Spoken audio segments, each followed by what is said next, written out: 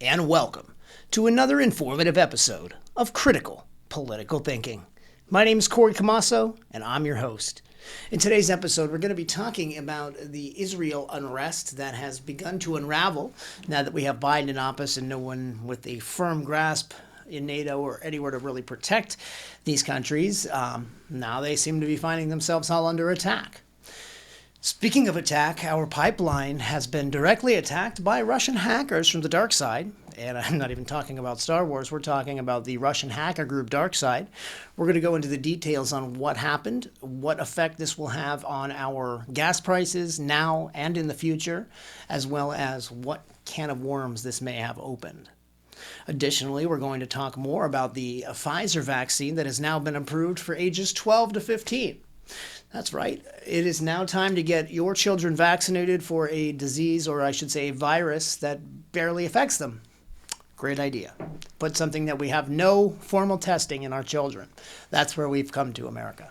So we're going to talk more about that. We're not saying that we're anti-vaccine. We're not saying we're pro-vaccine. But what we are saying is we are looking at the scientific facts revolving around this, and it is something that we may disagree with. And we think you might as well.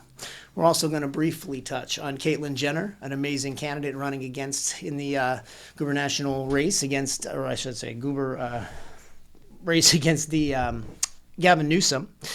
And then we also have another wonderful incident that occurred where Andrew Brown was killed during the execution of a warrant. We're going to touch briefly on that and why, again, BLM is creating a martyr out of a criminal. And then we're also going to talk about the Chauvin trial and how now, more than ever, he will probably get that mistrial, or at least another trial, based on Brandon Mitchell. And who is that? Well, we're going to get into those details as well. So stay tuned, ladies and gentlemen, and welcome to another informative episode of Critical Political Thinking.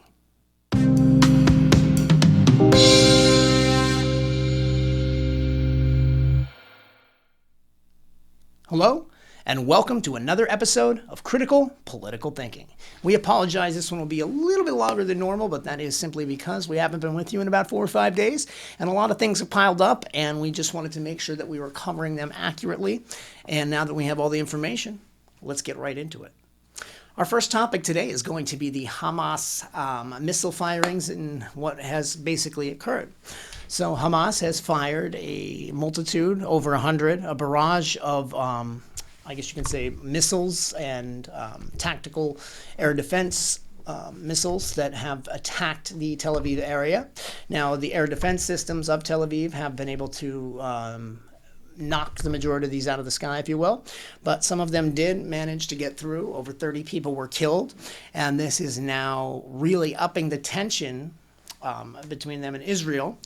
And what we are now finding is between Israel, Hamas, all these groups, they were under control under the Donald Trump administration. And I shouldn't say control, but they were better controlled. I don't think they had the gall or the audacity to do what they just did and launch this barrage of missiles had Donald Trump been there to defend and back Israel. But what they did was they rightfully determined that Joe Biden would probably do jack crap, which is exactly what he's doing. We haven't really heard very much out of the quote-unquote president with empathy.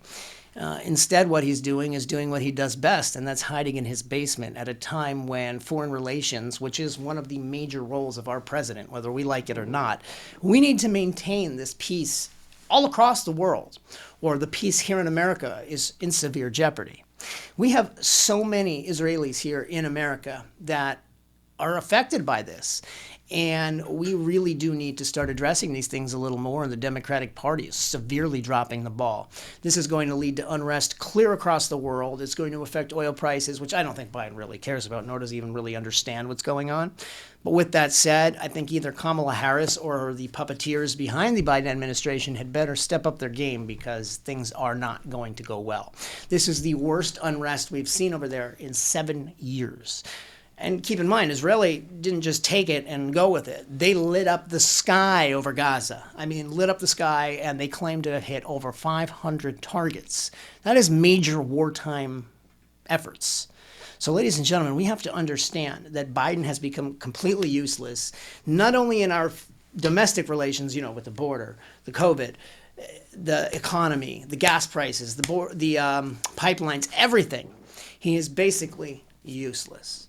Speaking of pipelines, now I don't want to cut that short, but we already understand what's going on. There's extreme unrest. It's going to trickle down in the cost of fuel because keep in mind, most of our stuff comes from over there. The Middle East is our major oil supplier now that Biden has literally shut down the majority of the pipelines here. The Keystone Pipeline can no longer operate, no longer builds. They've put a halt on further pipeline land grants, if you will, or permission to build future pipelines.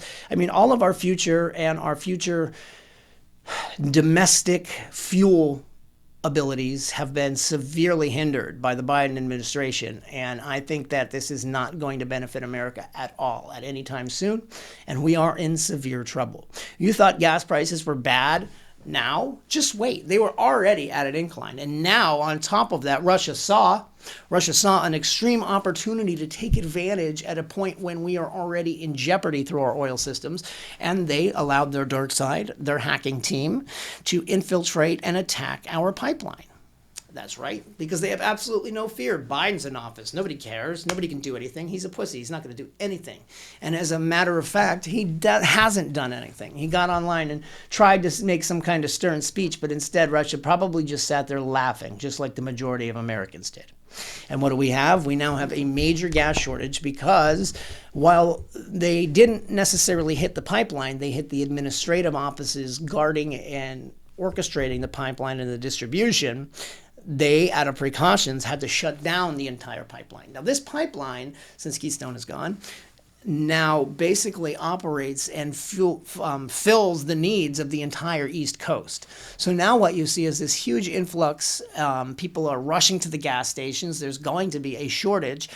And wrongfully so, because what's happening is the media is jumping right on the bandwagon and making something out of basically nothing. Well, it wasn't nothing.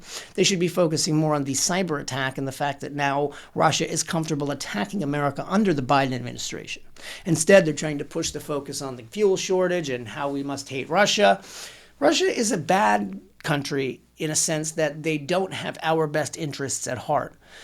But at least under the Trump administration, things were peaceful. And now what you see is major unrest all across the world because now they see they have the ability to take advantage of one of the weakest countries in the world. Did you see those CIA training videos? We look like a joke. And that is exactly the image that the rest of the world has seen. Not only are we a joke because of our foreign relations, our border, the fact that we can't even take care of other countries that depend on us for our foreign relations. Now what we're going to do is vaccinate our children for a virus that they are, 99.999% or some 9.98% likely to survive and beat. Now we're putting an unknown substance into our children's arms. God only knows what's in these vaccines. And yes, they may be safe and the FDA may have approved them. They rush approved them. They are emergency approvals. We, with 100% confidence, cannot give you any secure idea of what's going to happen in 1 year, 5 years, 10 years from taking this vaccine. We have no idea. So why is it that we're rushing to vaccinate a group with little to no repercussions from the actual virus itself? And sure, it's good to protect the elderly and the teachers and this, that, and the other thing, but we've already figured out basically what's going on. And that is the vaccination companies are jumping on this because they realize they now have the opportunity to vaccinate and profit from the federal government 17 million more vaccines. It's a huge profit for them, okay? Do you really think they're going to go against anything of this sort? On top of that, you have the CDC, which was made, we already were able to document that they had been swayed into their decisions by the teachers' unions.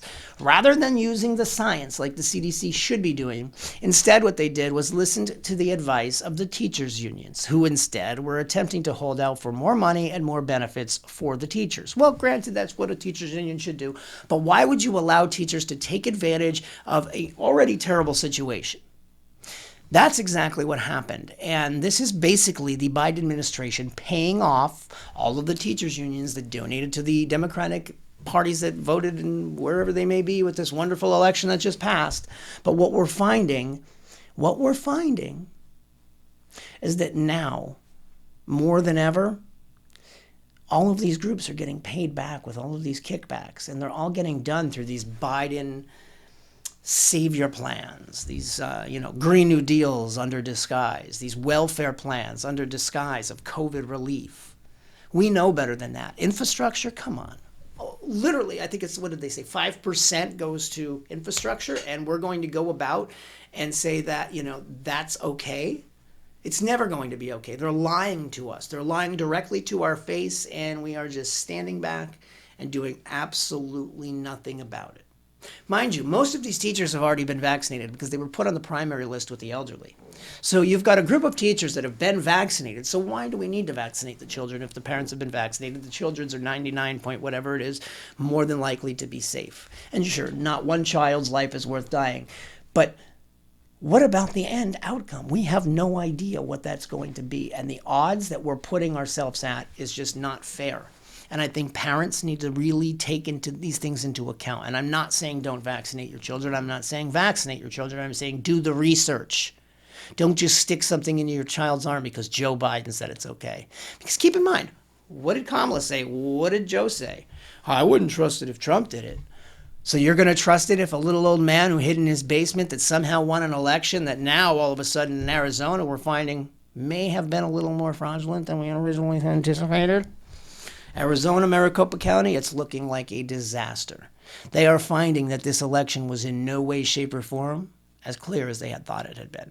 And we're going to get more into that in a future video once we have all the evidence. But for now, a little hint for the future, a little positive information. Things may not be as they seem with the 2020 presidential election. And Maricopa County is going to be that petri dish. So make sure you're watching whatever grows, because it's going to be one hell of a colony of bacteria, let me tell you. All right, so that is where we stand with the vaccinations, where we stand with the cyber attack on our pipeline. Additionally, we have, the Iranian and the Israelis under attack. And even here in America, we can't seem to get our things together. We have BLM basically tearing apart our country. We'll get to that in just a few moments. But then you have governors that are just taking advantage. And finally, the last place on earth that I thought people would rise up against, the wonderful, weird state of California, has now made it official that they have forced it to the ballot. Governor Newsom has been officially recalled, and now they're going to have a recall election. So one of the candidates, a Republican candidate at that, somebody that would be the least likely Republican candidate that you would probably assume, would be CAITLYN Jenner, the former Bruce Jenner, the U.S. Olympian superstar, triathlete, amazing human being, now decided that later in life wasn't as comfortable as she had been as a man, and now decided that she would live her life as CAITLYN Jenner. As I've always said from day one, we here at Critical Political Thinking support any way you want to live your life. Everyone deserves to be happy, regardless of what that may appear to be to anyone else. The only time it becomes a problem was when you force things to be okay with someone else. Everyone has the right to their own perception. Everyone has the right to their own voice, and everyone has the own right to their own opinions. And we have to make sure that we are all living our own lives the way we are comfortable, the way that we are inclined to be at peace. And if that's what CAITLYN Jenner decided to do, good for her. Great. Who are we to say anything different? But at the same time, we cannot be forced into believing that that is something that it is not, because we all know deep in our sides exactly what happened, and that's okay. But at the same time, we need to respect their rights and respect their opinions, because everyone's opinion matters. With that said, she is an amazing candidate. She is 100% pro-cops. She is pro-border control. She is pro-wall. She has got supreme compassion. She is honestly a well-ventured individual that has been through all facets of life in both man and woman. So basically, she saw it from both sides. And frankly, I think she's a fantastic candidate. She's definitely going to do a better job than Governor Newsom ever could. And I think her view, and if whoever created her videos is fantastic, I would love to hire them for us here at Critical. If you're watching, call us. We'll hire you too. But outside of that, a fantastic video, and I really think it gives hope to California to have a candidate like CAITLYN Jenner. And we applaud her, and we wish her the best. With that said, let's move into the BLM issues that are going on here in our wonderful country. So we have the Derek Chauvin trial, and we already knew that was a farce. We've already gone over how there's no way in hell he was guilty of second and third degree murder. Manslaughter, possibly. The other two, absolutely not. Definitely not third. Second degree, insane. It's just beyond belief, but obviously those jurors were swayed. We knew they had been swayed by a certain individual or a certain idea. At first, we had thought it might have been, destroying their own hometown. They already knew what was going on. They saw that, they'd receive a settlement, a ton of things. On top of that, one of the jurors was a BLM activist. How do we know this? Well, documented proof. There's photos of him wearing a BLM hat and a MLK shirt with BLM on it. I mean, first of all, he's attempted Sharpton's March, which was against police. Regardless of what they're saying that Sharpton March is based on every year, that year had been themed on police injustice. And for him to claim prior to being selected as a juror that he had no opinion on the matter or that he didn't attend any of those rallies or protests was an outright lie. And that frankly gives Mr. Chauvin 100% right to a mistrial and a new fair trial. Hopefully not in that town. Now, I'm not saying he deserves to walk. That man deserves to sit in jail for a very long time. He's a disgraceful human being, a disgraceful cop, but he's a bad cop. And does that mean all cops are bad? Absolutely not. Does that mean most cops are bad? Most certainly not. Does that mean a very tiny, minute percentage are bad? Yes. But that's the same percentage that is bad in any facet of life. You go to a bar, and there are 10 bartenders. One of those bartenders is probably going to be an asshole, probably not going to be a good person, probably going to be stealing from that bar, probably going to be overpouring. Whatever the case may be, 1 out of 10 is always going to be an asshole. Well, guess what? That happens with police too. No group, no anything is perfect. We're all humans, and we all make mistakes, and we all have bad days. Not saying that Derek had a bad day. He had a lot of bad days from what I understand.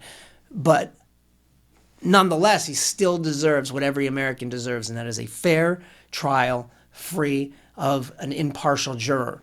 And that is not what happened. And it's really wrong that he lied in the pretrial. All he had to say was, I was there, and maybe he still would have been picked, and that wouldn't have been the case. But he didn't give his defense a fair opportunity at a fair jury, and that alone should give him a mistrial. Speaking of what now they're trying to push into a future trial, which hopefully we understand will not be a trial, would be the Andrew Brown case. And this is a case where you had a criminal that eluded police in his vehicle, struck police with his vehicle, according to police reports, mind you. No one's guilty until proven guilty in a court of law, but he allegedly hit officers with his vehicle, eluded police, put others' lives in jeopardy, and attempted to hit other officers when he was fired upon. Now, his family's saying he was unarmed. How can you consider someone unarmed? They're in a motor vehicle driving at individuals. That vehicle, therefore, becomes a weapon. He was not unarmed. He was armed with a motor vehicle, a large weapon of mass destruction. So regardless of what, this BLM activists, these these lawyers and all of these activists are attempting to do is split apart America even further, push this agenda to get rid of police so that they can continue to force this militaristic overview where then the government takes over everything. We need the police. Do you not understand? The police are our neighbors. They're our friends. They are our relatives. They are the people that live in our communities. They are the last line of defense against our government if they are going to take our weapons. Mark my words. This is all part of a pattern. It's all part of a bigger puzzle, and we need to start taking these pieces out before they complete it. Otherwise, there will be no way to take it apart. Ladies and gentlemen, our country is falling apart before our very eyes, and it all started when Donald Trump left office. Things were in a great way. Regardless of whether or not you like the man Donald Trump was, our country was in good shape. Now we're not. We are in dire straits, and we need to start opening our eyes and realizing what's truly going on in America. We need to stand up for what we know is right. Stop giving the government full and complete control. Don't rely on the government for stimulus packages. Go out and get a job. Unemployment is over, people. The COVID, whatever it was, is over. Go out and make something of yourself. You get one shot at this life, and you've just wasted 2 years. What are you going to do next, America? Are we going to continue to allow the government to dictate what we do to our children, regardless of whether or not we know it's right or wrong? Are we going to allow the government to continue to spike our gases, even though we know what we have in the ground in our own great country could be used? Are we going to allow our great neighbors in Israel to be destroyed simply because we're too weak to step in? Ladies and gentlemen, this isn't America. And the Democrats are making it that way. Don't allow them to destroy everything we have worked so hard to build. My name's Corey Camasso, and this is Critical Political Thinking. We are a non-paid, non-monetized channel. Everything we do out of straight donation or out of our own pockets. Please help us continue to grow by visiting www.criticalpoliticalthinking.com. Visit today and join our Critical Political Thinkers Club and donate and help us continue to grow and continue to provide this quality programming so that you can see the truth and understand what's truly going on in America today.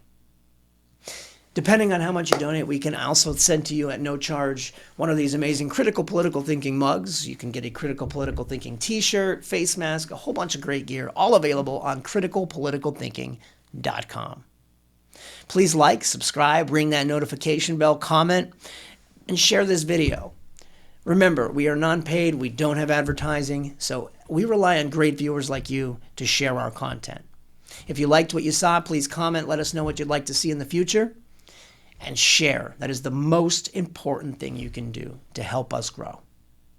Again, thank you so much for watching. My name is Corey Camasso, and this is Critical Political Thinking. God bless America.